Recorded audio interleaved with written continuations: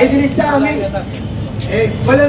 বলে দিতে চাই। আর এবং এটা বলতে চাবি এবং যারা সাংবাদিক ভাইরা আছেন তাদেরকেও অনেক অবহেলিত অবস্থাতে রাখা হয়, এদেরকে কোনো মূল্যায়ন করা হয় না।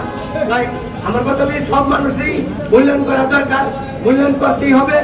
এটা করলে দেশ উন্নত হইব, দেশ ভালো হইব এবং সবাই সুখে শান্তিতে পারবো। আজকে দেখেন জিয়া রহমান, সে একজন মেজর থেকে রাষ্ট্রপতি হয়েছে। আজকে তার এত গুণ প্রকাশ কেন হয়েছে?